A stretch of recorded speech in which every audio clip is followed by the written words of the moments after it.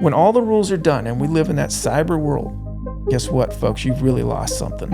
Real human connection, right? Unlike this internet connection follower. Oh, everybody's happy on the internet, by the way. They're living the dream. You have to have rose-colored glasses 24/7 because of the bullshit.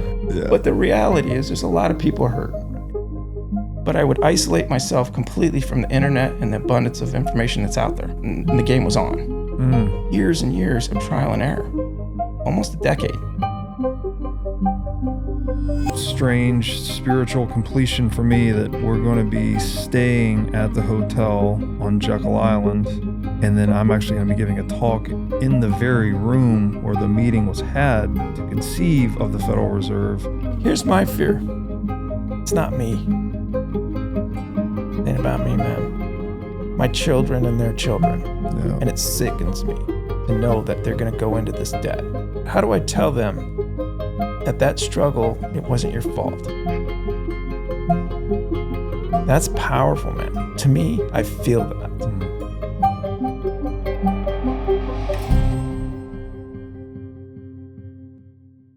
Have you ever wanted to live in an off-grid community with complete food, energy, and water independence? If so, then you need to check out the farm at Okefenokee. The farm is a pioneering community designed to foster longevity and well-being, eliminating elements that detract from these goals. At the farm, the convergence of nature, nutritious food, a supportive community, and the ethos of slowing down is unparalleled. Positioned at the gateway to the UNESCO World Heritage-nominated Okefenokee National Wildlife Refuge, the farm at Okefenokee stands as a testament to a lifestyle that truly nurtures health and happiness. Unlike conventional housing developments where a token communal garden may suffice, the farm itself is the community. Small, intimate microvillages seamlessly integrate into the fabric of a sprawling agricultural community. So if you're interested in joining this off-grid community, then go to okefarm.com today to learn more about becoming a member.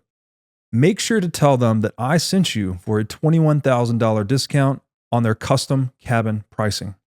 Again, go to okefarm.com to learn more about joining this revolutionary regenerative agriculture community. Flint-knapping, I guess, is what we're looking at here. Yeah. What could you just? This is obviously not an everyday hobby for a lot of people. These are stone blades. I think you said they're either obsidian or silica mostly, or silica materials. Yeah. How did you get into this particular craft? So this all starts being in the desert, doing some work in paleontology, actually. Dinosaurs, digging up stuff, these very remote areas, and doing surveys of large areas under federal permits.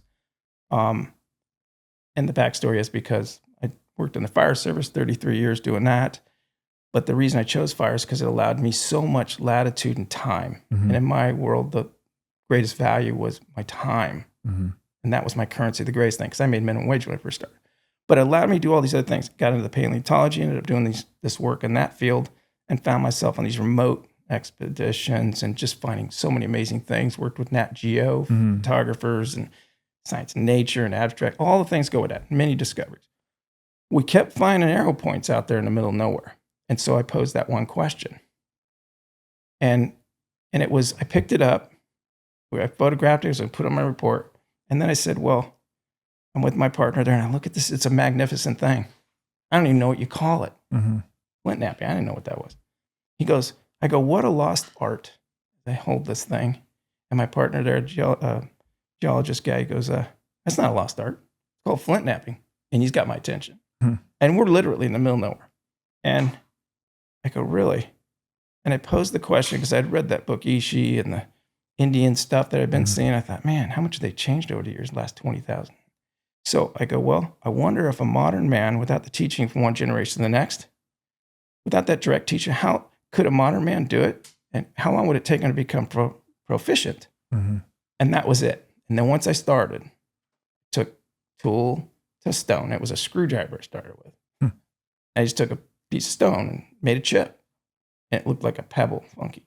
And that was it. Once I started doing that, it kind of took me back into this whole different realm of things. Mm-hmm. And the rules were simple. I could use anything around me in the modern world, but I would isolate myself completely from the internet and the abundance of information that's out there. Mm. So no internet, no watching another flint-knapper, and how long, and the game was on. Mm. Years and years of trial and error, almost a decade. And what you see today is the result of that study. I'm in it over 20 some years now.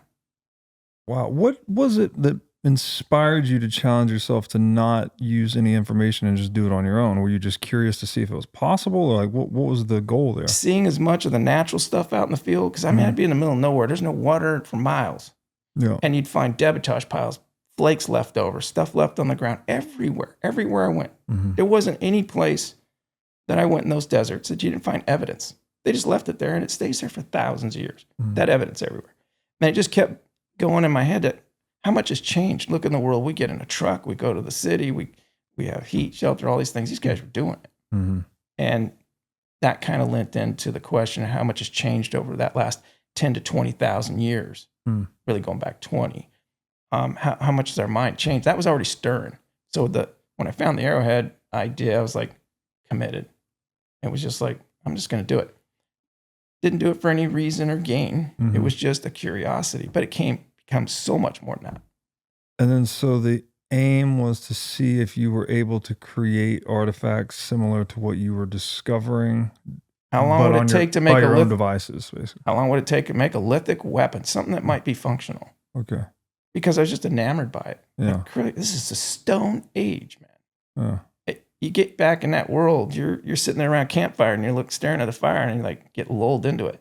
It's very natural, the sound of the rhythm of things. When you're out in the desert doing this kind of work and there's no cars, there's nobody, you go weeks without seeing another person that's outside of your group. Yeah.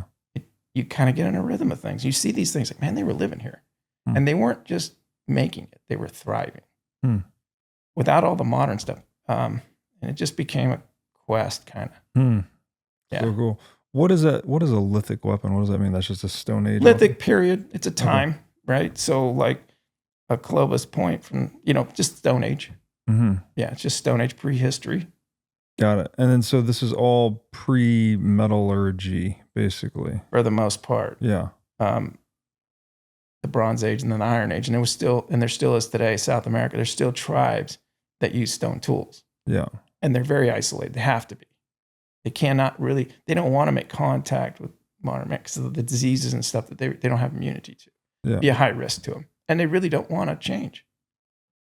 So, yeah. And so what these tools that people are mostly not familiar with, they're useful for different purposes? I mean, people have probably seen arrowheads. Yeah. But so taking one of these, for example, one of these blades right here. Yeah. Yeah. So take one of these.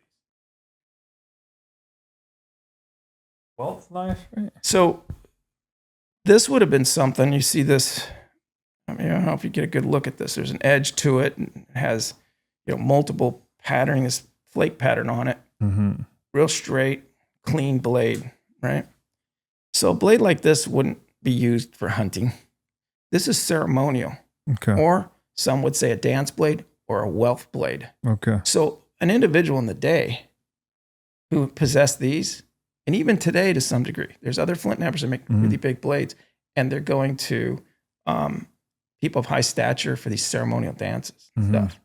It's also wealth. So if you had this, you'd be a high stature man. If you were the guy making it, you might have the best teepee in the town and choice of the best women, right? It would have been a status. You would have had high value. Got it. Not everybody in the group would have been able to do this.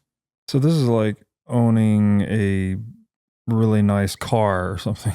Yeah, sure. Like that. Why not? Yeah. However, whatever symbol or value you put on it, it's backed by the effort and skill set of that individual. Got it. They're buried with people. The Mayans are using them in big spear points and these ceremonial blades. You'll see them. And then this, it feels pretty sharp. I wouldn't say it's quite steel blade kitchen knife sharp, but it's serrated to some extent. They're capable. So to take it into perspective, a DNA strand something like 2.5 nanometers thick, and an obsidian edge is perfectly smooth under an electron microscope. Steel is not. It's rough. And this is hundreds and hundreds of times sharper on the micro edge inside, right? Not overall. Right. But when you get a micro edge, like some of the other flakes down there, it's maybe 6 nanometers thick. Don't quote me exactly, but it's wickedly sharp. Okay. You don't feel much resistance on a smooth edge blade.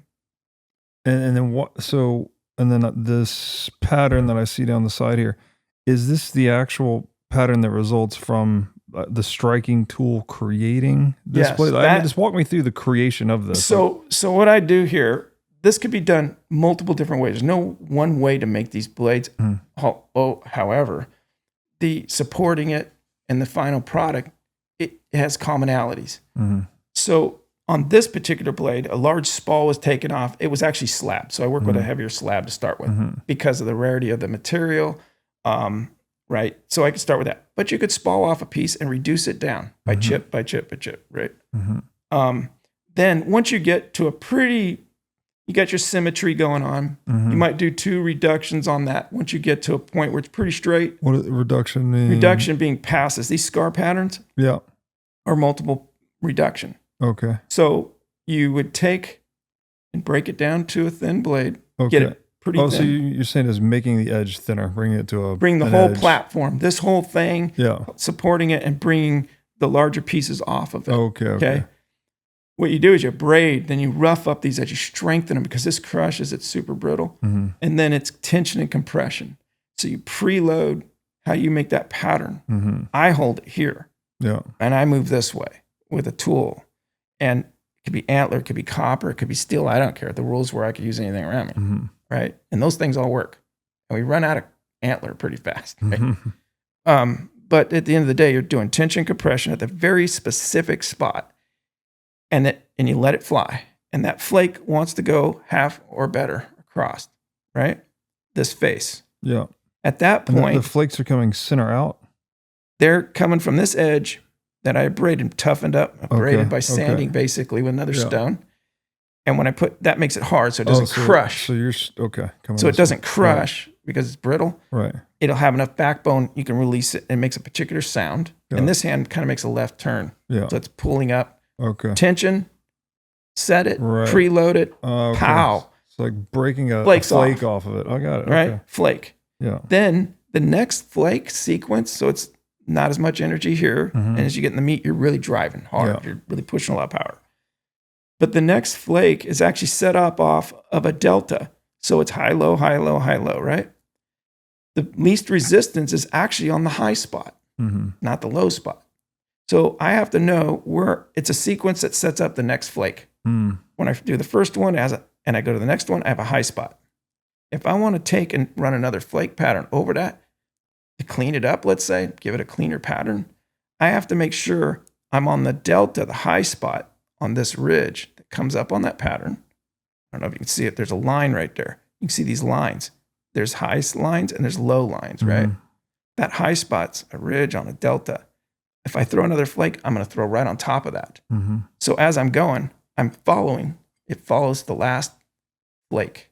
If you do it perfectly, you get a pattern. And same on the edge. The edge is another whole level of expertise because that's taken years. I'm always working on perfecting.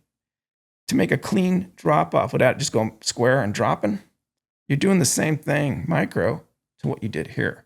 Following deltas. Once you start one, it follows the next all the way down. Boom, boom, boom, boom, boom. How many hundreds are sitting in this blade? There's hundreds. So how many hours do you have into this particular size blade? I can bump it out pretty fast, actually. But I would say a good blade, you don't work tired. You get fatigued. Your wrists, tendons get hurt. This will beat you. I imagine one mistake will ruin the thing. You're done. Throw it away. Or it cracks. And I laugh at it because don't do this. You just go, you actually enjoy that part. I actually enjoy that part because it's like, oh, that didn't sound right. Yeah, it broke. And you just got to laugh, man. If you get uptight about it, you can't learn. You got to go for broke every time. Even at this point where I'm at in this level. But at the end of the day, I'd say on a blade like this, I would probably sit down for a couple hours at a time and not want to work fatigued. Mm-hmm. When we get to the best materials I have, some of the world's finest obsidians are no longer available. Most of the material I do work is not any longer being mined. It's shut down or it's gone. And I will just work on that blade, and I will make sure that nothing else is going on. My focus is absolutely 100% on this. Mm. And if somebody walks up, like my family knows when they walk in the room and I'm working on one of these things in my shop, they stand off. They don't come right up on me. They don't talk to me like that. And it's not out of rudeness. It's they know from many times they say something, like boop, and there it went. And they've seen me, have that moment. And I make up new words, but it's like I've gotten out beyond that. But they know when they walk up, they just walk up nice and easy, and they'll sit there. I know they're there. I'm fully aware of everything. But my focus is here. So I just pause, I put it down, and I look right at them. When they got my attention, we're having a conversation. Got it. Yeah. So then, how many hours would you just? I could make a blade like this and perfect, not counting the failures. Of course. Because for 3 of these, I'll destroy one. Right. That's lost time, but let's not count that. Right. Well, I could do a blade like this. I could probably make one in a day. If I wanted to go crazy on it. Is that 8 hours? 6, 5, 4. 6 or 5. But then how many years did you spend? I don't do it that way. I kind of take it and do it in stages, right? How many years did you spend honing? Like, I guess how many years of trial and error was it before you could make a blade like this? It took me 10 years to do 7 years. I started making a really good pattern, still in the isolation, still outside of the abundance of information out there. Yeah. At 7 seems like they're starting to come around. You see my style come out. And then I was looking at my style and how the flake pattern went. There's different flake patterns for how you hold your hand. You could go angle. Mine's very oblique, very straight across. Not oblique, but it's straight across. Yeah. Parallel flaking, they call it. Yeah. Oblique would be on an angle. Okay. I can lean way over here and make this oblique pattern. 7 years I was making this pattern. I was able to then study different knives from all over the world of artifacts and see that, hey, my hands are lining up the same. Egyptian knife, they had to be doing it the same way because the flake pattern is the DNA. It's a trip. You can actually tell how they're holding their hands. Right. So you're saying it's like almost like a fingerprint of the maker. Totally. And every maker, I have friends doing this that are incredible, man. There's different ways of going about it, and they're masters, man. Wicked good. And I stand in a different kind of camp with the way that I approach it. But yeah, so I'd say 7, I started seeing a pattern. Interesting enough, making that pattern was one of the hardest light moments. And it's because of this. I couldn't make a pattern. I couldn't get consistency. So if you can't make consistency, just make it consistently inconsistent. It'll look great. But if you get a set where, those are all great, and then all of a sudden it's funky over here, it don't look good. Just the eye doesn't work. So I stopped flint-knapping for like a month. And I studied this. I studied the distance from the wrist to the elbow and the age of the individuals who I know made something with beautiful flake patterns. And I asked the question, well, how old are they? How strong are they? What's the mechanical advantage? What am I doing? They're doing something different. It's a technique, right? So I went back to the drawing board, and it actually came to me in the middle of the night. And I went, boom. It was like light bulb went on. And it was changed the whole thing. And instantly, the next day I was putting patterns on that was this. And it was angles. And it was abrading these angles in, getting that edge down low, keeping your ridge up here. And just abrading when you did a pass, braid it down. The first ones, that's how they were done. And then boom, all of a sudden it was like, that was the game changer. Wow. Yeah, it's kind of cool. And then, so again, you said this variously, different names, but one of the names was a wealth blade. Yeah. Is this one of the original forms of money then? Like this is something that actually stored human labor and could be traded for other things? Absolutely. Wow. This would have given you tides, processed foods, stuff that was fish, hides, shelter, whatever they had, right? Wow. Quiver, other goods that were needed. Yeah. Cordage, right? So many different things they were working with. I mean, it's unbelievable how much. I'm looking at one little aspect, by the way. Yeah. And I do a modern lithic knife, of course, that's totally licensed, but it's still stepped in the Stone Age into the modern age. I like that, right? Yeah. It's fun. And then But obviously these would have been super valuable, and the status of the individual making these would have had real wealth. Right. Yep. Obviously very durable stone. Somewhat. As long as you don't Yeah. break it, but Nope. it's not going to degrade on its own, obviously. No. Portable. Yep. And I guess scarce because it takes skill to make it, right? So they just don't naturally occur, No. of course. Right. Interesting. And this process you're describing of making them, I mean, it is very trial and error / tinkering driven. So sounds a lot like entrepreneurship in a way, that you're trying different things to see what works, discarding what doesn't, and doubling down on what does work. Yeah. And maybe even take it further right into that would be the struggle of doing it, right? Which creates necessity and possibilities. You're just having a heck of a time getting us there, right? And all of a sudden you're like, okay, does this work? The new possibilities, because that didn't work. And so just like a business adventure or something, you're constantly honing that set to get to something. I know what I want. I just don't know how exactly. I got to develop how to get there, right? So you're constantly a chameleon in the game, man. You got to adapt, or you're just stuck. Why? Might as well quit. You're not going to change and flow with what you need to get there. You'll never get there if you don't take the risk. So there's a lot of risk in this. I'd still take that risk today. That fluted point sitting over there, that was the first one I ever made, and it came out great. That's this one? Yeah. Such a beautiful You piece called of this material. a flute point. It's a Clovis point with a flute right down the middle. Okay. The flute is the shape, or the flute is that removal. That's a single flake removal right down the spine of that thing. That's one flake strike. Yeah. Oh wow. It has to be. Here's the crazy about it. That's insane to me. I mean, that's like one of the most. On this one too. This one goes all the way to the top. That's one. Yeah. Because usually the second flute doesn't go as far because you don't have the mass on the other side, right? Right. So that's actually a frequency, the sound frequency that removes this flip.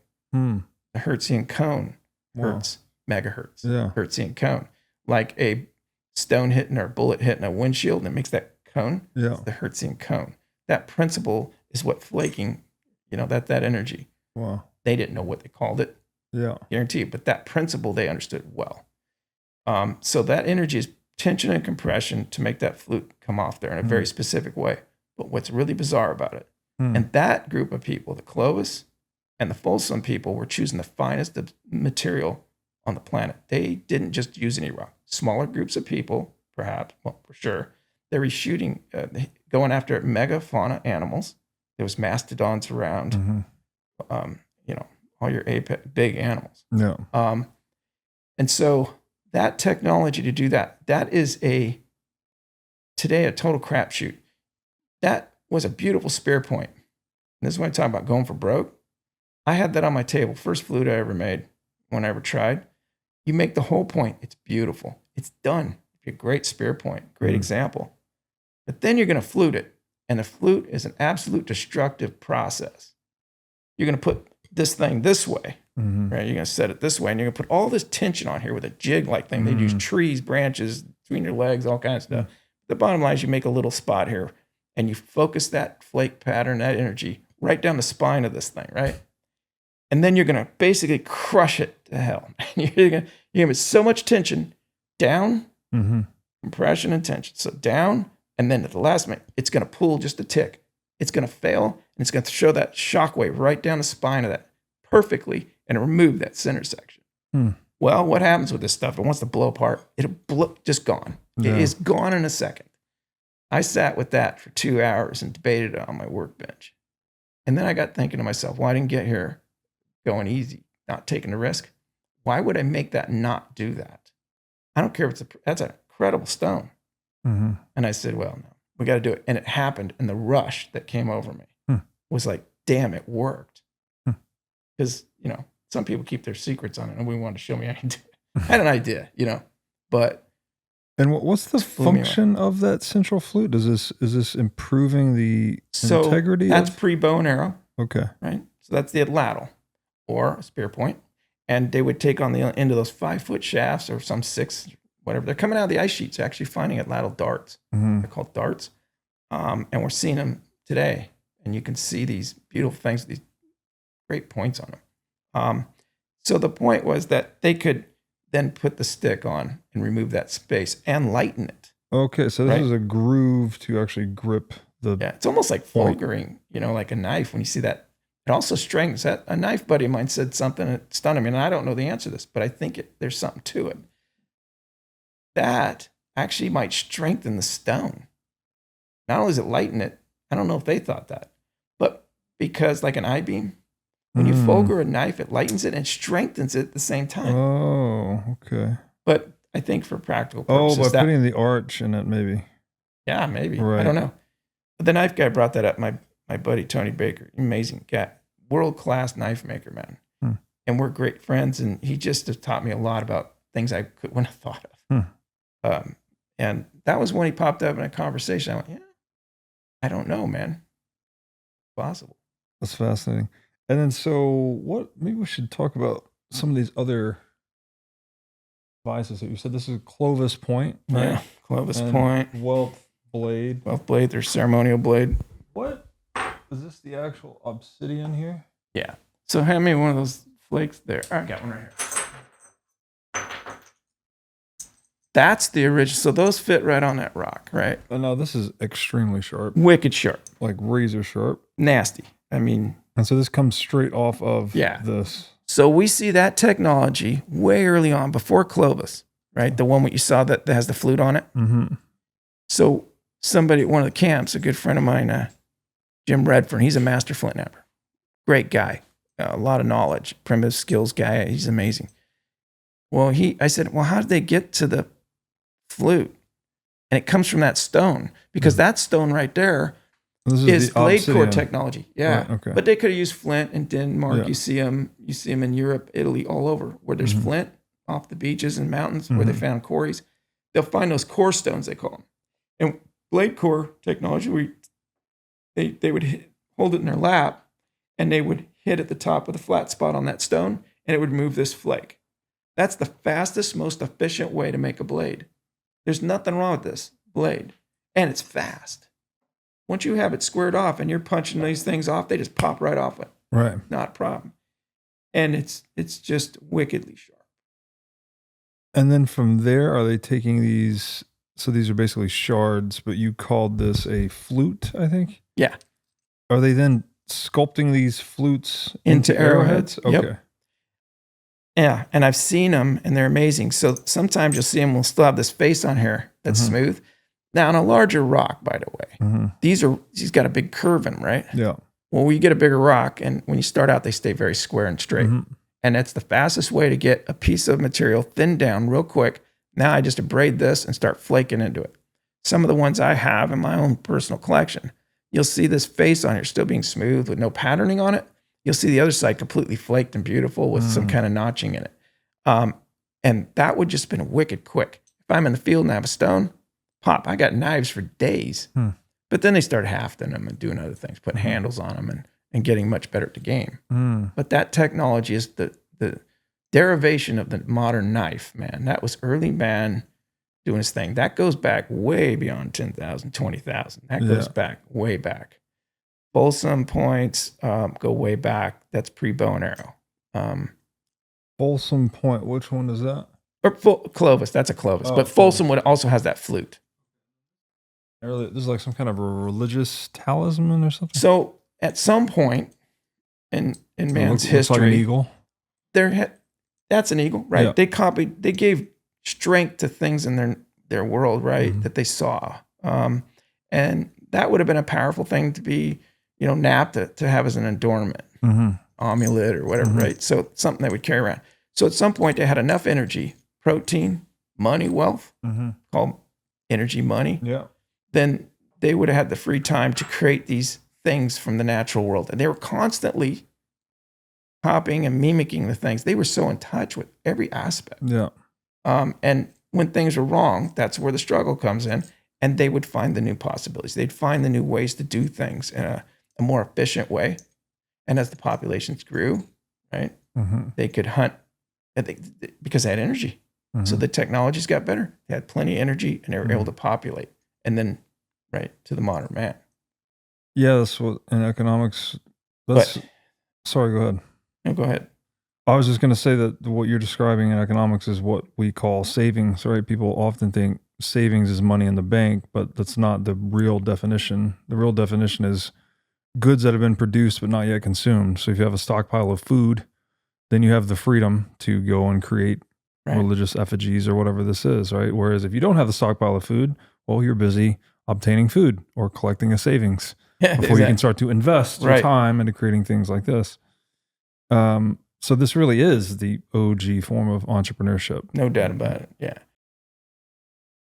Forget multivitamins and other supplements. Animal organs are the most nutrient-dense foods on the planet. You can get 100 times more nutrients from organs than you can from muscle meats. But the problem with eating organs is that they are difficult to find in stores, they are difficult to prepare, and even when they are prepared well, they often don't taste great. Thankfully, Heart and Soil Supplements has made consuming organ meats so much easier by providing powderized organs in capsule form. Organ meats include everything your body needs to thrive: vitamins, minerals, peptides, proteins, and growth factors. This is why organ meats were the most prized foods for our ancestors. Fortunately for us, Heart and Soil makes these treasured foods easily accessible. So go to heartandsoil.co today and use discount code BREEDLOVE to get started on your journey to optimal health and vitality. Again, that's heartandsoil.co, discount code BREEDLOVE. Have you ever wanted to start a business in the Bitcoin space? If so, then the Wolf Startup Accelerator could be for you. Wolf is the first startup accelerator dedicated exclusively to businesses developing in the Bitcoin Lightning Network. 4 times each year, Wolf brings teams from around the world to New York City to work with like-minded entrepreneurs, pushing the boundaries of what's possible with Bitcoin and Lightning. The program is designed to help early-stage companies achieve product-market fit, develop their brand, secure early-stage funding, and grow businesses that fuel the global adoption of Bitcoin. Go to wolfnyc.com to learn more or apply today. Again, that's Wolf, WOLF, What is this point here you have with the New Zealand? That Maori hook thing, yeah. This was a project somebody put me up to. This is some serious artistic licensing, but New Zealand Maori people, you know, I think those who are familiar, you see these Aboriginal tattoos. They're actually just incredible. But New Zealand was the coin, man. They were the Quan of it. They're the OGs, you might say. And still to this day, when I look at those tattoos, the history they're steeped in, it's just such an incredible thing, right? Mm-hmm. The fish hook design that follows through the Polynesian islands and through Australia and all the way through even to Hawaii and all that. We see this today as an adornment today from bone. People make this today modern, but we saw this back in history. And this is actually a liking of a hook they made, fish hook. So they put the cordage in here. Obviously, I made it a neck knife, right? And there's a guy on Forge and Fire. One of the guys there, he kind of put me up to this. And I go, oh yeah, I just got back from Hawaii and I was looking at these in a museum. I'm like, dude, they're cool. And this looks simple. That profile looks simple, right? Yeah, do one of these by hand, man. You're off just a tick, and all of a sudden it just looks like something funky. You would never get it right. And was that made from wood? Yeah, this is some koa wood. Okay, koa's from Hawaii. I went to Hawaii. I picked up koa. Kind of a coveted wood. I mean, it's really a Hawaiian thing. Yeah. But the obsidian on it and just this whole makeup, I probably made 12 of them. Okay. And they went like they were gone. I mean, every one I made was gone. I said, well, I don't want to make those anymore. It's the time it takes to do it right. I could cheat it, but I won't. Yeah. And you said neck knife, so people are wearing these as a necklace. So that's actually a thing, and I didn't bring any, but they made blades that they could use cordage. Really simple blades, but beautiful. Yeah. And it's a V pattern. Sometimes it looked like a buffalo's head. They would actually make an effigy, also a functional knife. Okay. Yeah, it was just something really easy to carry, right? It was up here. It was away from the water. It was away from it. It's very handy. They could pull it off and use it right away. And they're using it to cut fish? Fish, whatever, skin an animal. Okay. Yeah.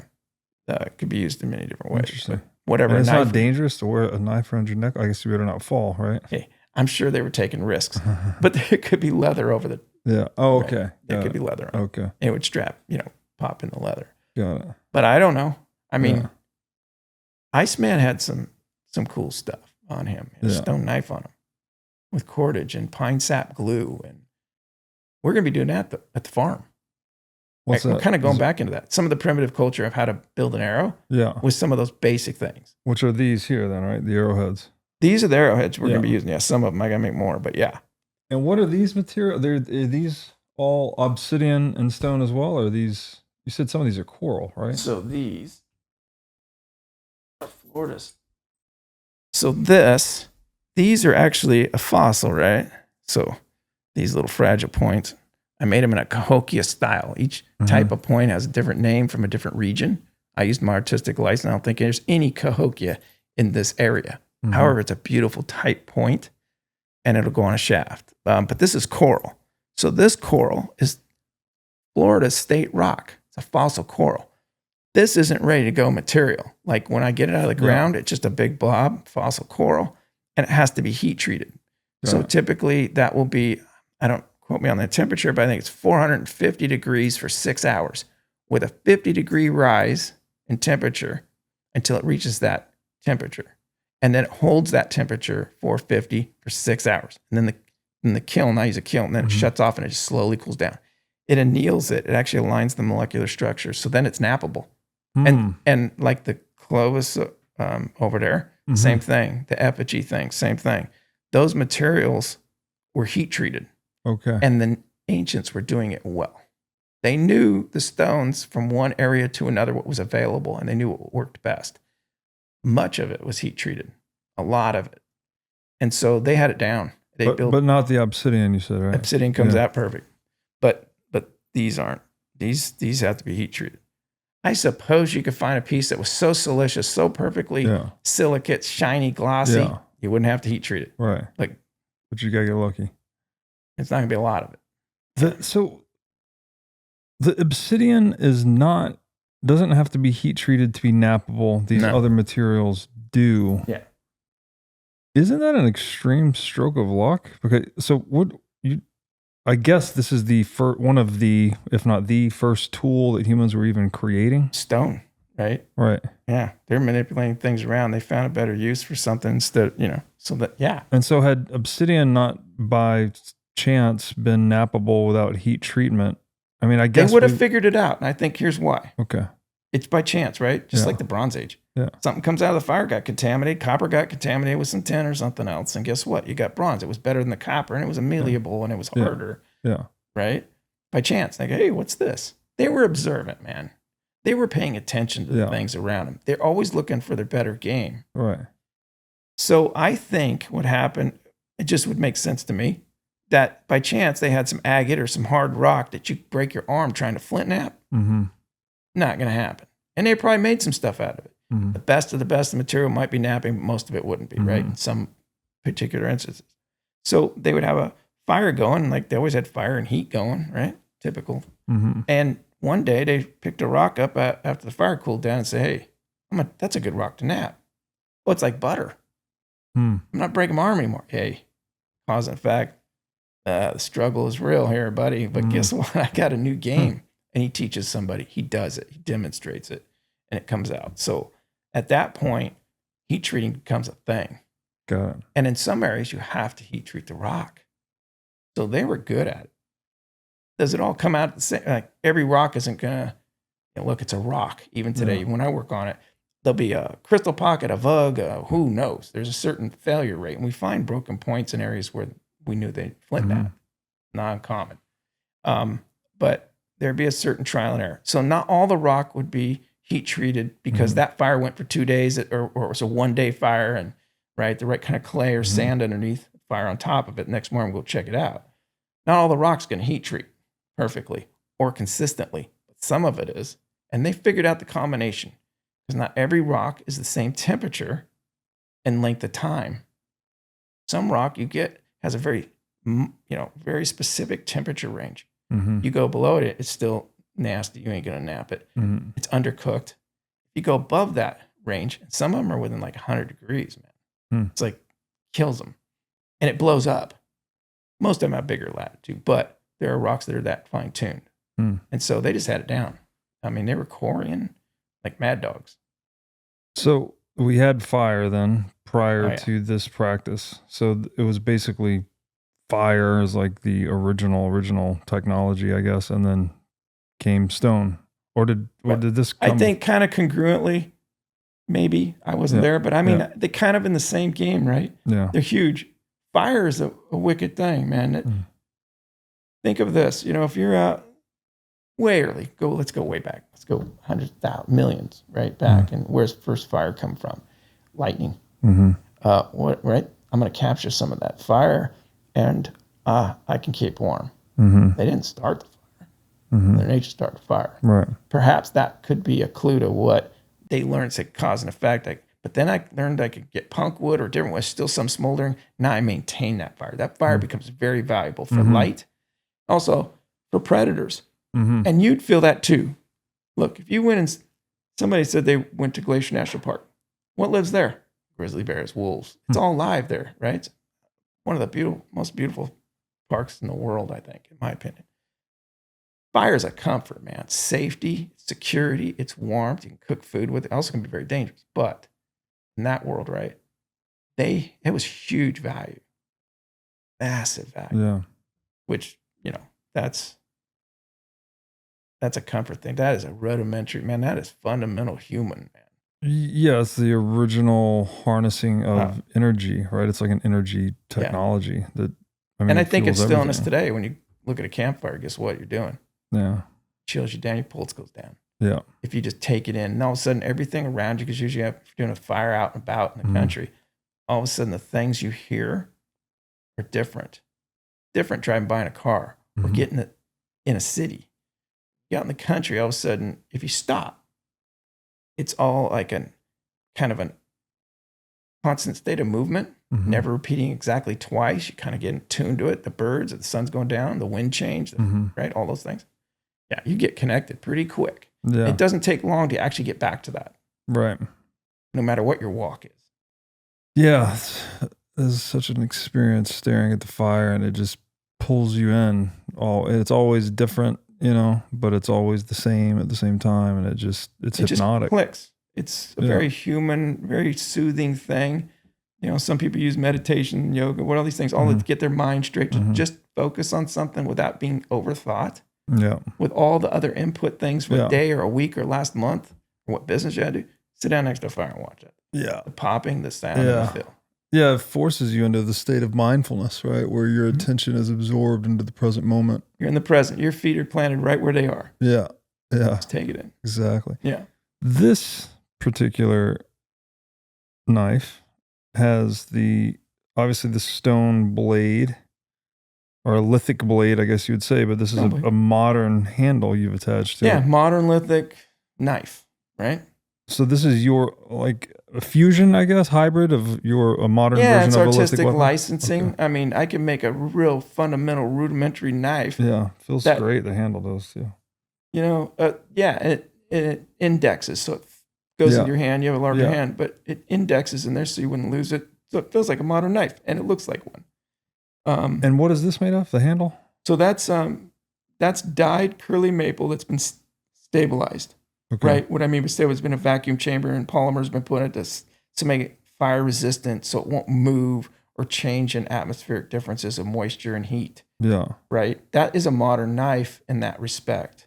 And I use the same technique in that wood and choice of those materials, and having it stabilized is no longer going to change over time so much. Yeah. That is a pretty permanent. Now that piece of ivory on the end.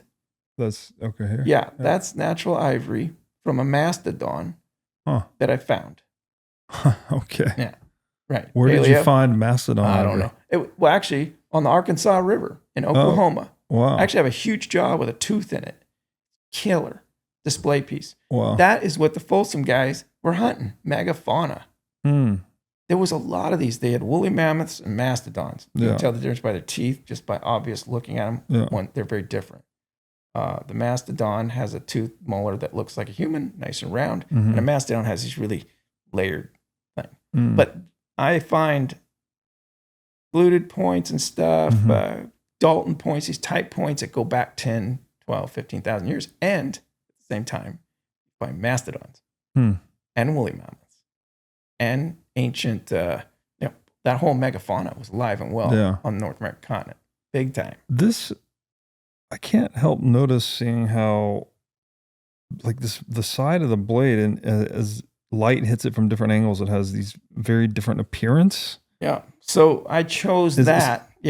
Are people like collecting these for their aesthetic value? Because I mean, this is actually a very beautiful knife. Both, right? Each piece I make, that's the way I always told people. I said, look, I make one-off things as much as I can. Yeah. Each thing I make is gets all my attention to detail and craftsmanship, 100%. I don't make some. They don't all come out the best. Yeah. Right? They aren't going to be the same. Sure. But they all get the exact same attention to detail. And I'm always going for broke. I choose materials that are most interesting, right? And that's another thing. So a lot of this is from slabs when you get to the highest end of the material. You look at that one knife over there and the pinks and blues and that. That's the other one? Yeah. But you really got to get it in the sunlight and all of a sudden, boom, this thing is alive. The greens in that's from Mexico. It's Jalisco, Royal Mexican Obsidian. It's the rarest of the bunch. It is primo AAA grade stuff. It's been mined out for many years. Harder to see, actually. Yeah, you get the right spot, and it's just wicked. But that is an execution right there. It is. Yeah, purples and pinks. Yeah. So I think, though, Folsom and some of these flint knappers in the ancient times were actually choosing rocks for their character. Look, I found, and I have made both, quartz crystal points. They're wicked cool.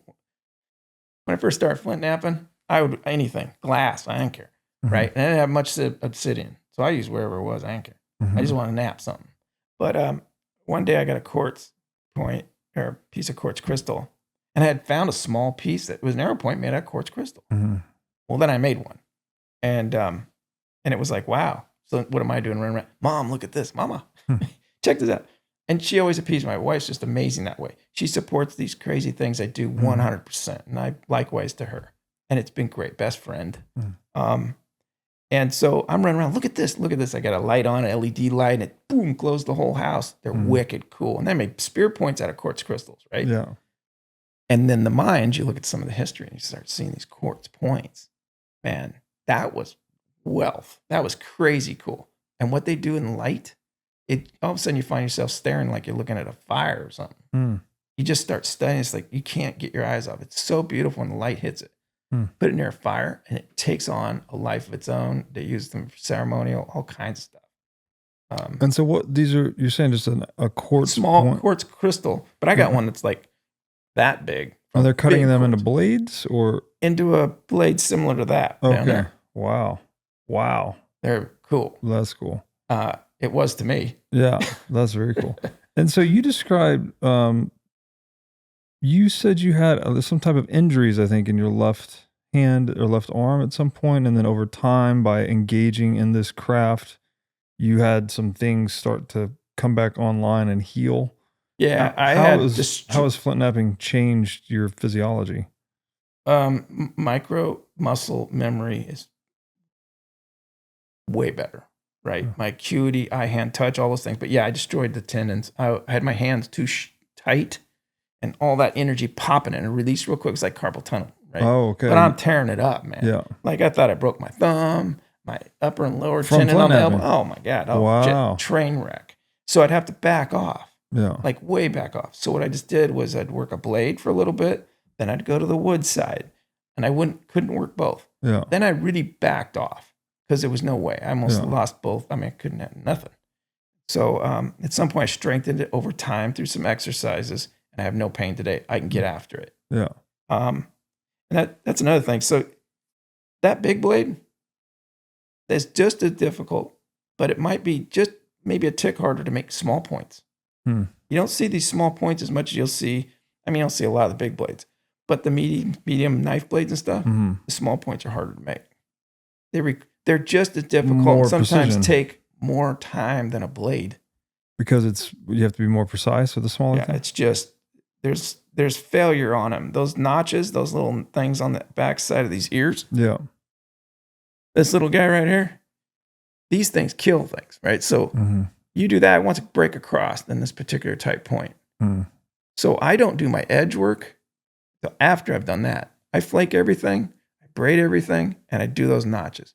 Why am I going to mess with finish edge work if that ain't going to be complete? That'd be a waste of time. Got it. The Folsom point, the Clovis point over there, we believe, and there's pretty solid out to back it up evidence, that they were doing the flute, but they weren't finishing the edge. They came back and did the edge work last. Mm. So why flute it if it's a high destructive probability you're going to break Right. it? Let's not waste time doing edge work. So we see that in the history of And the stone flute, tools. again, you said is basically one flake down the side. That's right, all the way down. On both sides. But they were Yeah. doing that before they came in here and did these. Finish edge work. Yeah. So they flake the whole thing out. You got a spear in point. case they destroyed it. Yeah, why would've waste the wasted time? their time, That's yeah. good reasoning. Yeah. And it turns out, I was thinking, well, that's how it has to be because I wouldn't do that. And it's just the same reasoning. Yeah. It's the human contact, the thought process, the struggle of, well, am I going to get there? Yeah. Go for broke. But don't waste your time. Sure. And they were doing the same thing. This is the essence of economics, right? Do more with less time. Don't use energy on something, right? Yeah. What is, so you brought up the word reasoning, and I think you said too that you felt your reasoning improve as you've engaged in this Yeah. process. So by making it's like I was saying, the match burns twice, right? You want to learn something quick, one time through, Mm-hmm. That burns into the deeper memory. Light a match, put it out on the other guy's arm. He'll never forget it.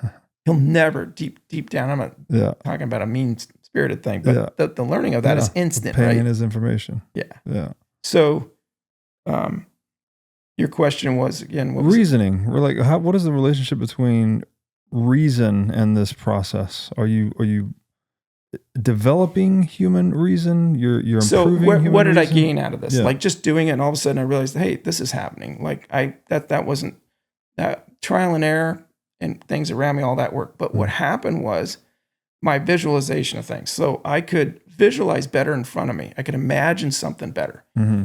And I think it's because, and just the left hand and the right hand, the left hand, all of a sudden I could bang out on the piano. I always loved the piano. I could never play piano. And I'm not saying I can play the piano. I'm not going to be a Mozart. Ain't going to happen. Mm-hmm. But I can play and enjoy the piano with chords and things today. I could have never done that before I flint-knapped. I got older and my brain came sharper. Now, I'm in a conundrum with that in some aspect because, look, can you play the guitar? No. Can't play any music. Okay, I got a way you could learn how to play the guitar. Guaranteed 100%. Okay. Yep. Give yourself 90 days. You practice 1 hour a day with 100% commitment to that 1 hour. Every day. Don't skip a single day. Mm-hmm. 90 days, you're playing guitar. You'll play something pretty darn good. Mm-hmm. Okay. You've just exercised the brain. Yep. So the other one is, well, did I learn all these things? Did my left hand get so much better? Did my visualization get better? Because I was flint-knapping? Because I was doing something primitive? Yeah. That involved pain, it involved feel, smell, Mm-hmm.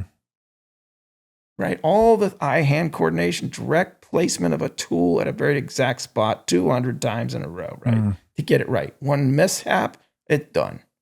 That focus exercised the brain, but also tied both sides together a bit. Bizarre. Wind blows and hat goes that way, left hand's going to grab it and I don't even think about it. And it's on the money. It happened. And I was like, dude, I caught that. Same thing. I caught it without thinking about it. It was just, there it was. Today, when I do artwork or carving, my left hand will be working something just as equal as the right because it's convenient to make that arc on the left. I'd have to spin it around and do the arc with the right if it was on my left side. That doesn't happen anymore. I use both hands equally. I didn't do that 15 years ago. Wow. So it kind of tightened it up. But the question is it the flint-knapping or would it be the guitar? Or if you practice piano, would it do the same thing? That's my question. I don't know. But it's sure there's a lot to it. And there's some great articles. Scientific America came out with the one, How the Stone Age Shaped the Modern Brain. And they're using master's degrees and measurable tests. Yeah. And they went through this thing from the beginning with these great tests where they could measure problem solving. In the beginning, they did it without flint-knapping. Then they got going. I think it was a 4-year study. Don't quote me on it. It was remarkable. difference. Their problem solving was remarkable. Hmm. So the brain has multiple pathways. It's a muscle. It can be exercised. But if you go back to Stone Age, I argue that these people were so good at what they did. They used it at a high level daily. They weren't just on idle. Mm-hmm. Everything. I'm looking at one aspect. These people, our lineage, were doing lots of things simultaneous to survive and reproduce, and not only survive but thrive. And the proof is, without question, we're here. And that's where we don't talk about one nation or just North American or South, whatever it is. And it's all of us. These things are very atavistic. They bring us right back to that place. There's going to be people out there who are going to look at this and go, you're kidding me. You even sat here and had this conversation about breaking rocks. And then there's going to be people who are going to be astonished, like, no, yeah, I get it. Yeah. Well, that's what you're speaking to, I think. It's just how it rolls. There's definitely this sort of bi-directional relationship with what we do and what we become, right? So you're saying like you actually engaging in this process of flint-knapping is rewired your physiology and neural pathways to have like, it sounds like greater proprioception even, right? Where your hat flies off your head and you just grab it like Bruce Lee or something. Or your hands are moving independently just because you have, through repetition, re-architected those pathways and movement habits. That and the physical side of muscle memory, muscle memory. The actual point where you put someone, that detail, concept, but you're feeling it. If I just imagine doing that, it's very different. I don't get the same benefit as I would touching it. Yeah. And then the release, and then seeing the error where it screws up. The whole thing blows apart. You remember the failures. In fact, today, the greatest thing isn't making a fine piece and finished perfectly somehow, whatever that means. I'll never make something perfect. The ancients did that. I'm reproducing, right? In some way, learning as I go. The magic is actually the failure. That's the place where I get a rush. That's the magic. When it fails, I smile on that. And people go, what was that? I go, no. And I'll toss it. That's when you learn. I just find that to be the better part because I can do this pretty efficiently now. I have less failures today than I did then. I've learned something, whatever that value is, but I definitely changed over time to be able to figure a skill out. But the rush is when, like, you take that full point. Let's go for broke. Yeah. Make it happen. It worked. I was like, you got to be kidding me. That is very admirable, but also I think difficult to learn to take that perspective on failure. When you do it 1,000 times, you break everything in sight and you got a pile of rocks you could probably bury your house in. You better accept the fact that there's going to be failure. And if you don't accept that and try to push beyond that, you can never get there. Right. That's called, it just can't, you can't do it. So there's again this component of teaching yourself, training yourself, right, emotionally even, to be okay with failure as part of the process. Oh, yeah. In fact, that's the magical part. It becomes the crazy. Oh, it was always, oh my God, I dropped this. Oh, I was distraught. It was horrible. It was the best thing I ever made, and the cell phone rang. I dropped it. Why are you even texting me? Right? That kind of attitude. You're playing the victim now, right? Yeah. Bottom line is, that taught me so much. I mean, it was the greatest thing ever because now I look back and I look at those days. I said, I'm not going to allow myself to do that, number one. That doesn't better anything. Yeah. Right? But you going for broke, man, when you fail now, it's like, well, I know what I did. And you study that. When I screw stuff up, I go, do I understand what I did wrong? Was it the rock? Probably not. Sometimes it is. Crack you didn't catch. You get this thing done. You're like, dude, you got to be shitting me. I was done. I got it. This was a great piece. And you're like, it was a crack. I didn't see it. And all of a sudden it shows up. Oh, get out of here. And you kind of laugh it. But I don't like it when I'm right at the end. I don't. I mean, there's a certain point you got to be human there and go, well, wait a minute. But it's winning or learning, right? I mean, that's kind of the essence of it is a entrepreneurship. Rush. It's magic because that tells you what you did right and tells you what you did wrong. Yeah. And 95% or better, it might be almost 99%. You know what you did. It was distraction mentally. You just flinched mentally. Yeah. And you didn't follow through with the tensioning, compression, and releasing that flake. Yeah. And it's not right. Did you ever get to the point where you relaxed the prohibition on accessing outside information on the internet or anything? Like, or do you still hold to that? No, I stay true to what I've done. My style is still my style. Yeah. And it is what it is. But no, there was a point where I actually walked across the threshold. 8 to 10 years, I can't remember exactly what it was. Just heard there was a rock show and there was going to be some flint-knappers, first ones I'd ever meet. And I bought the dude's blade. So I walk in there, kink, and they were using clubs, it looked like to me, man. I'm like, I don't even have a clue on that. And I'm with my buddy, one of my geology buddies, and he's looking at me like, and I'm like, you got to go show him your stuff's better. And I'm like, I don't like that attitude, right? My stuff, what do I know? It's not about who's best or any of that stuff. And I'd done all this work, and it was time to cross the threshold. And they're over there, and I remember I almost turned around and go, dude, I was so nervous about that because I stayed so true to it. And then it was like, what knowledge am I going to gain? Terminology. I mean, it was a world of difference. It was really a bizarre moment I'll never forget. And when I went over, I walked up, and the guy's banging on these rocks. He's got his glasses on. He's tank. Stuff's everywhere. I looked at him, and he lifts up, and he looks at me and go, I want to show you something. I'm looking at his tools going, are you kidding? He's got this club thing, man. He's doing stuff. I don't know. This is nuts. I said, well, Pat, my buddy's going, hey, you got to show him. I pull him out, and he's like, hey, that's pretty good. He used some terminology, and I'm like, a what? And he goes, you don't know what I'm talking about. Not help me out here. And then like 2 weeks later, I was actually at a napping up in the mountains in the Sierras. There was a whole group of people. And that's where it just turned on. All of a sudden I was around other people that did this. And it was like, wow, this is cool. What did I learn? The way I hold my stone. Here's a good example. This. So one of my things is, this is really weak this way. Okay. Right? Think about a piece of glass. And this is where this came from. So when I nap, I hold it up here. It's kind of unusual. And I can watch my flakes come off, where most people are over here and they use their wrist, or there's a lot of other ways to do it. My idea was that from glass, this is absolutely the strongest, right down the spine, straight down. That is very strong that way. It's also very strong this way, but strong this way, and it's wickedly weak that way. Right. So everything I did was taking flakes off this from the strong edge, right, all the way down across the spine of it. That it's the same way I do it today. It just makes it practical, right? And just to figure out how to hold the thing. So that's kind of where that technique came from. It was just reason, right? Like that would make sense to me. And so when you started talking to these are flint-knappers, they were just using jargon you weren't familiar with because you hadn't... The terminology, I didn't understand any of it. Got it, right. Copper. So copper is a big component of flint-knapping. Where I got copper this was the nut thing. So I'm sitting there with the kids at some primitive thing. It was guys at a forge, hammer forging, right? And I'm sitting there, and the dudes happened to be demonstrating copper. At that time, I'm using antler and a horseshoe nail and a 16 penny nail, and yeah, I'm going after it.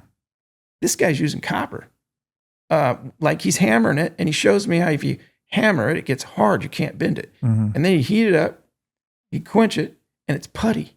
I'm like, well, and I'm sitting there, my wife, my kids, I'm going, dude, and they all know I'm geeking out now. I'm like, I know what I need that, right? Because if I can hammer it, I can figure out the right hardness. So I hammer my stuff only on one side and then flip it 180. The other's, half that. So I end up with a square piece of stock, and that's the exact hardness that I want. That's what it turned out to be. But I learned it from that. Copper is very different than steel.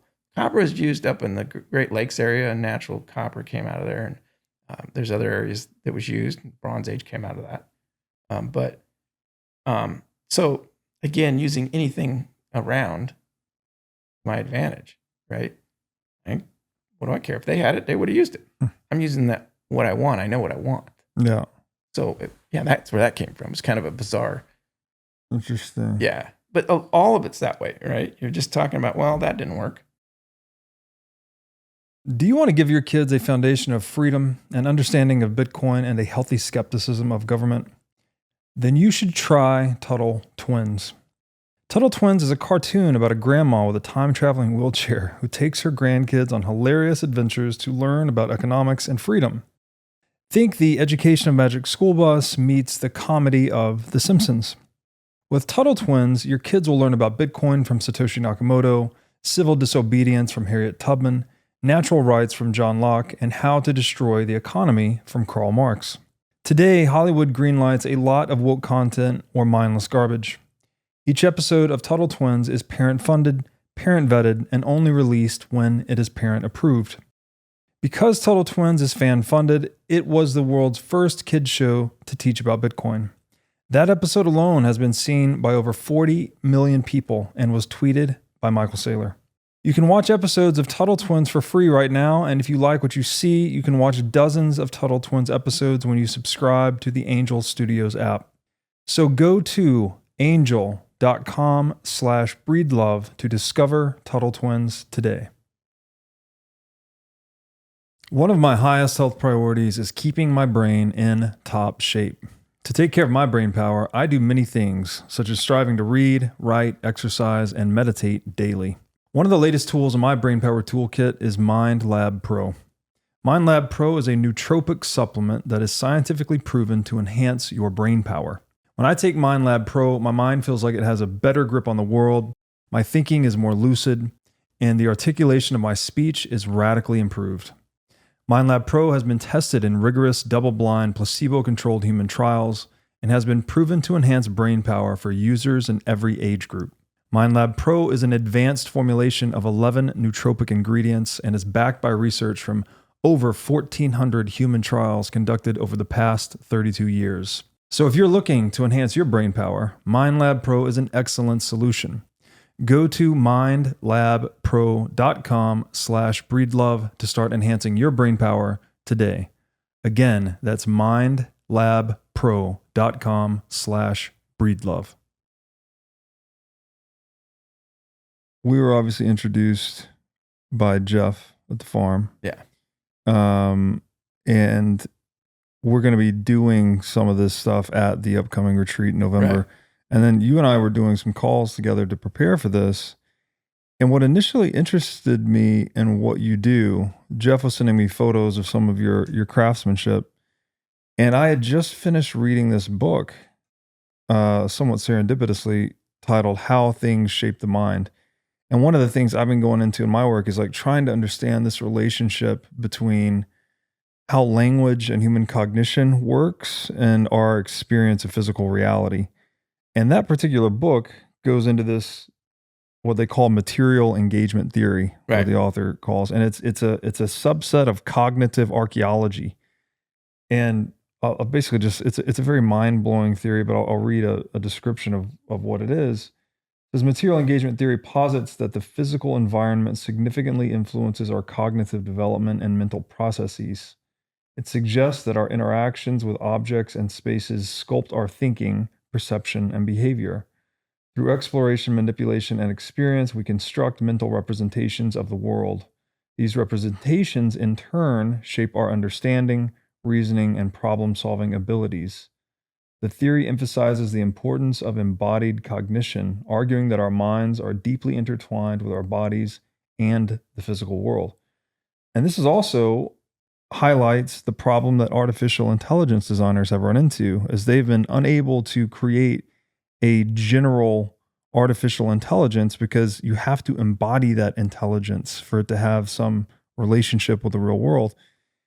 And also gets into like the idea of conceptual metaphor, that all of our words arise from our physical experience, even a word like as fundamental as the word understand. right. You know, it's a metaphorical term. It's mapping the physical experience of standing under something to get a deeper perspective on it. It's mapping that physical experience onto the cognitive experience of gaining greater comprehension about an idea. So anyways, Jeff sends me these photos of the stuff you're doing. You're actually doing the flint-knapping.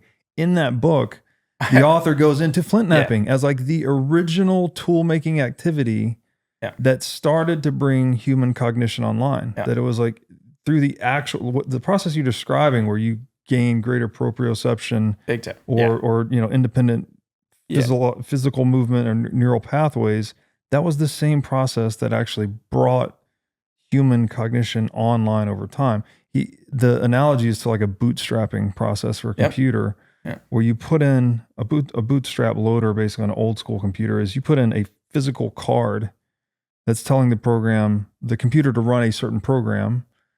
That program in turn tells the computer to run a slightly more complicated program, which in turn tells the computer how to run a slightly more complicated program. And it just spirals up until the computer boots up. This is where we get the term.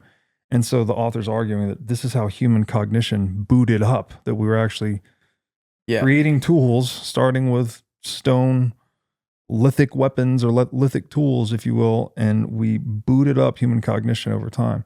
So sorry, that's a whole massive download there, but I'm just curious, like, I've sort of already asked you, but like, how has this experience changed you? How have you felt yourself change? What do you see? And maybe even other flint nappers, like what's different about them?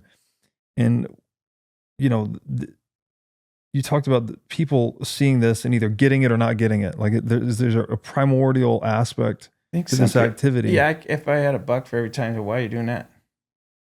I don't live my well-being based on contingent upon what anyone else thinks, right? So you go do things because it's out of curiosity, right? Can you? And always start with can. I don't start anything with can't, because that's already guaranteed what I do. But what I see and what I got out of that, and it was actually Scientific America, that lens right in, and I read that part of that book, and exactly that thing, that intertwined with our bodies, right, in the physical world. Here's the thing with that. Yeah, that my acuity went up, and after 6-7 years, I was getting better acuity. I was better at problem solving, and not even kinda. I actually sensed it. When I read the article, I went, lights came on. And there's moments in this whole thing, like the flake patterns and the angles. There's these ha-ha moments, and I'm still working on some key things now. I'm perfecting them. I'll never get completely there. No one person can. It's that complicated. How simple is this? We're going to crack a rock and do this. It ain't so simple. So the bottom line is, you see this thought process, how it remapped my left and my right. I'm not the same person. I'm better at these things today, the physical things of manipulating and connection and making these fracturings and doing these things, and then the problem solving, the visualization, the sensitivity, than I was back then. Not even close. It's weird. And I'm not like saying I'm it was profound. No. And it actually turned it on, that measurable difference. But I sensed it, I felt it. And it was weird. It was like, wow. And that's like I was saying, playing a guitar. Is it because I was doing this thing? Would that be similar? And I don't know that it would be, because the tension and compression, the sound, and the pain that goes with it. So I think when you connect all the senses, it's really powerful. It's like the match burning twice. Yeah. Deep, boom. That seems to draw harder, faster into remapping than just one part of the senses, or even two part. But if you can combine all of them, it's lights on, man. It's really a different game. And so, I don't know, I did it with my wife and helping her through a situation where she had a stroke, and she came out good. I used that same thinking process, measurable ways of doing things. And I used all the senses, exposures to stimulus. And it was, I'm not a neuro guy, but it made sense. Doing nothing was, right? Can't, guaranteed. So with all the docs and everything that was going on, we worked on this for 4 or 5 years hard. And it was really tough, but by engaging the senses and making that person touch, feel, hurt, all of it, she got there. And it was right out of the gate, man. We'll never really know, but I can tell you from my standpoint, what was I going to do, right? Do nothing. But the neurological side, I mean, that engagement, you're talking about the intertwining of engagement and material. Yeah, no brainer. I think absolutely. Yeah. And it's fundamental. Yeah. Yeah, it's fascinating. What was you said your wife had a stroke? Yeah, she had a stroke, freak thing, athlete, great shape, pretty young. And it took her out big time. And I actually responded to my own call to my house. Really wild. Because you said you were working as a firefighter at the time. Yeah. Okay. So years in the business and happened to be pretty close to my house. So, but outside my jurisdiction, what do I care? I said, hey, boys, my daughter calls me on the phone, FaceTimes me at noon. Well, fire guys don't do noon calls. The house better be on fire. That's our really only downtime. We did 48, 96 shifts. So 48 hours on, and a lot of times 72, 96, holdovers, overtime, fire, whatever.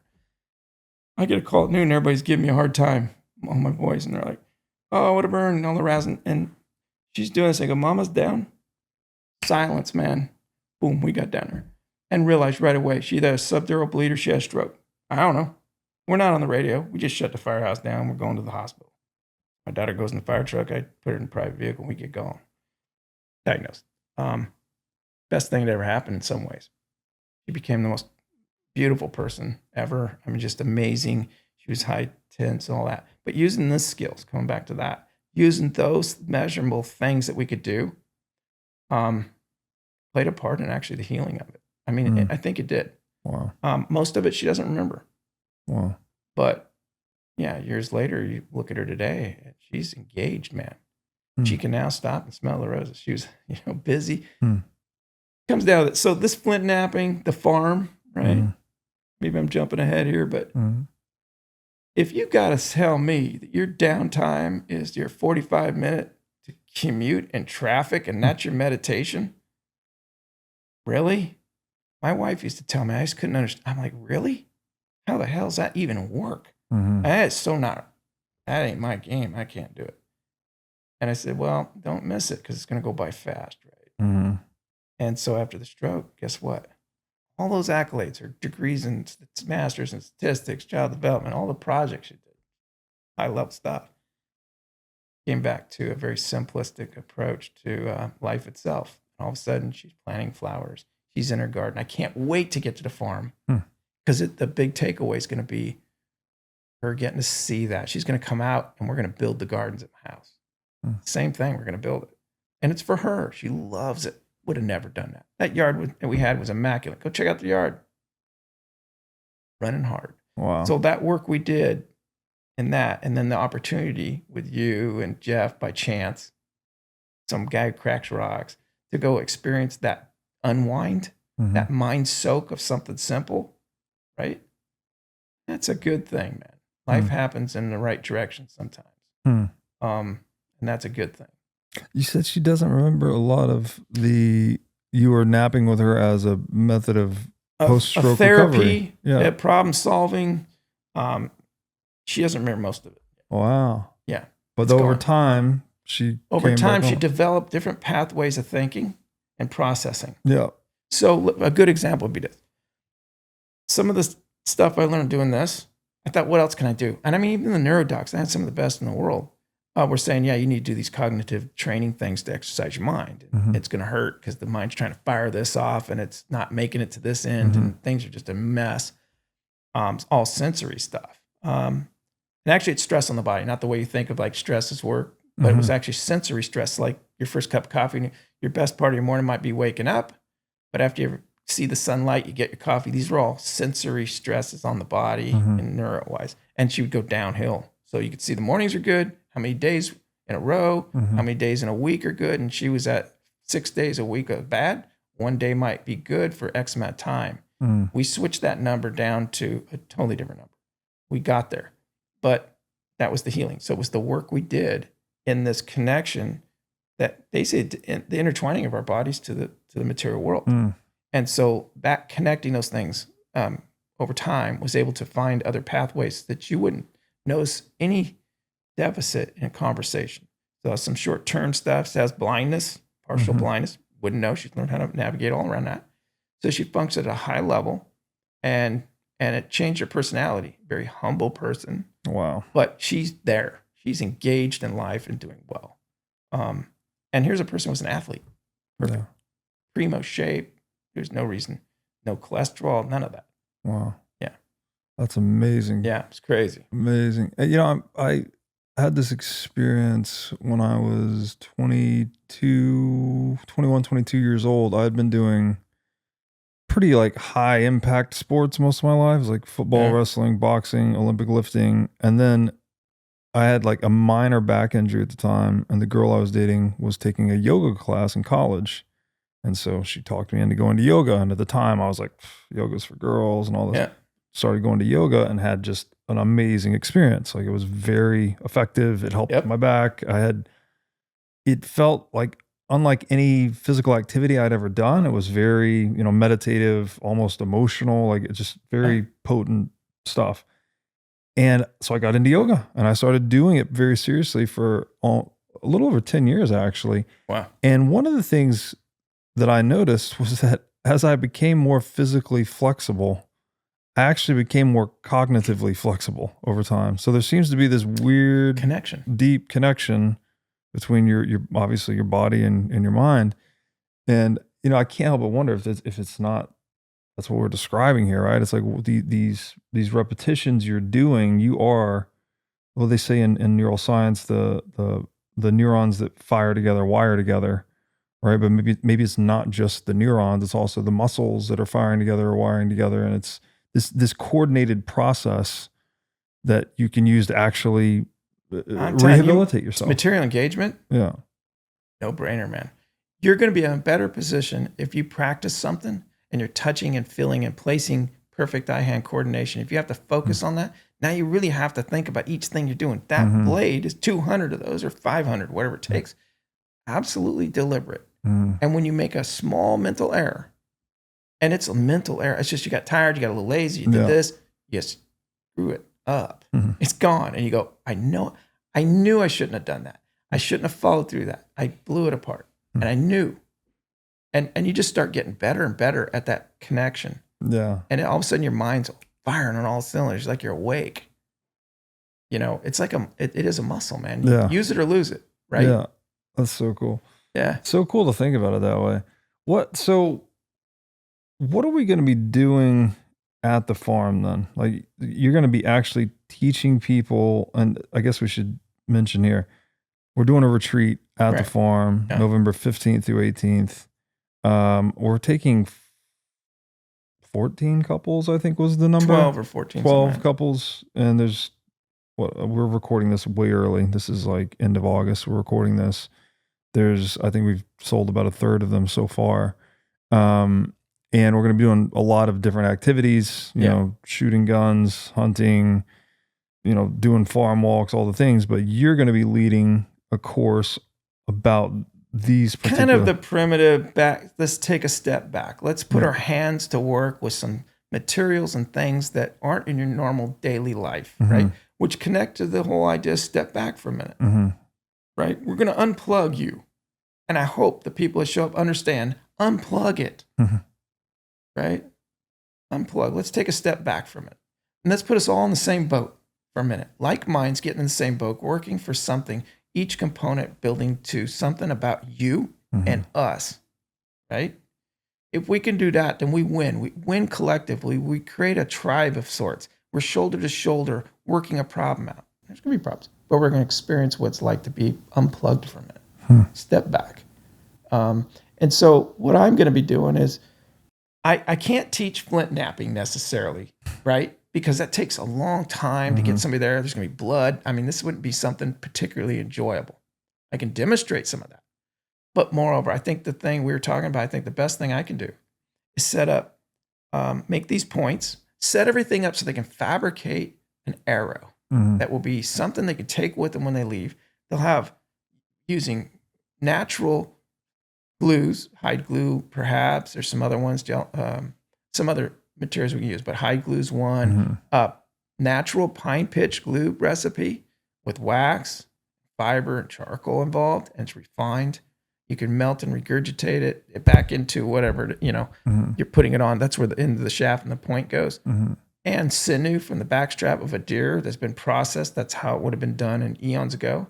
And that is an incredible material. If you've never played with stuff, Kevlar ain't it, man, sinew is, because when you work it, and it's used throughout all over the world, you get it wet, you work it, make it malleable. When you put it on or wrap it on something, it comes off. When it dries, and it has its own glue in it, by the way, when it dries, it shrinks.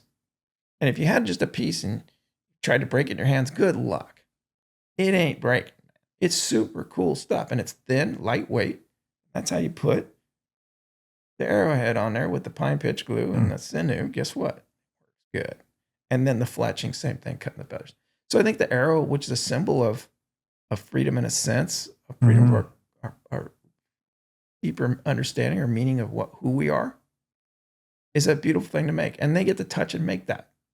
And, there might be a few things, there are little hiccups here, but we're going to work through them as a team, right?